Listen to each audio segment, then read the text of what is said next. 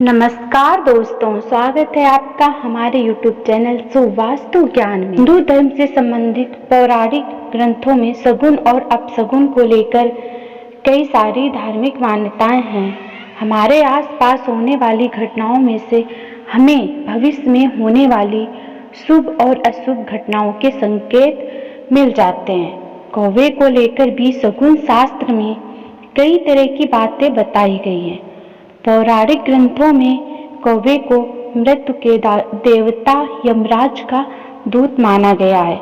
आमतौर पर यह माना जाता है कि कौवा अधिकांश अशुभ संकेत लेकर आता है, लेकिन ऐसा नहीं है। कई बार कौवा शुभ संकेत लेकर भी आता है, जैसा कि कौवे का सिर पर बैठना।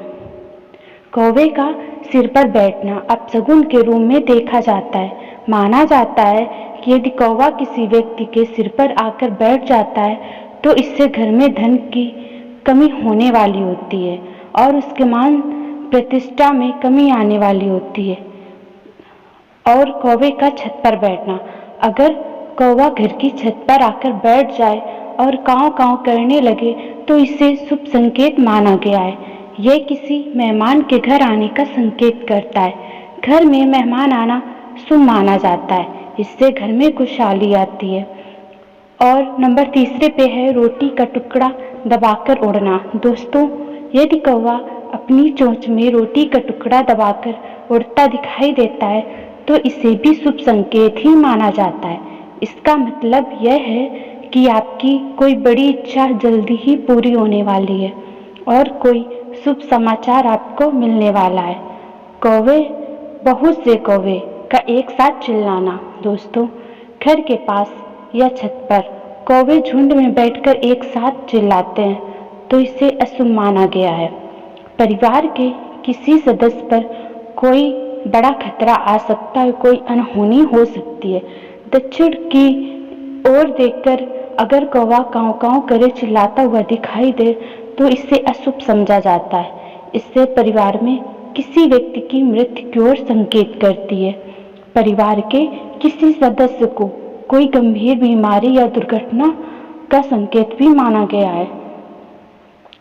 अब चलिए आपको हम बताते हैं कि कौवे का आने का क्या संकेत होता है।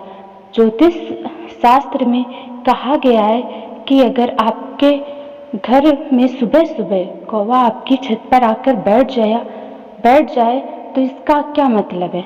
आपके घर में किसी मेहमान का आगमन होने वाला है, कोई मेहमान आने वाला है, आपको उसके लिए विशेष तैयारी करके रखनी चाहिए।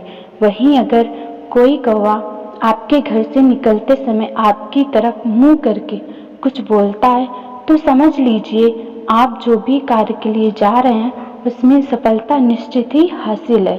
यह एक शुभ संकेत होता है।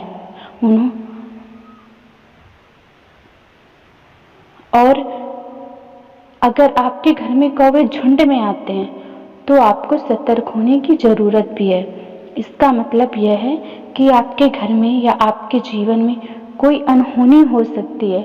इसके अलावा अगर आपके घर में कौवा दक्षिण दिशा में मुंह करके बोलता है तो इसका मतलब है आपके पूर्वज आपसे नाराज हैं, आपके ऊपर मृत्यु दोष है, आपको पितृदोष दूर करने के उपाय करने चाहिए। अगर आपकी छत पे आके कौवा बैठ जाए और काँव काँव करने लगे तो उसके लिए आपको कौन से उपाय करने चाहिए, तो चलिए हम बताते हैं आपको।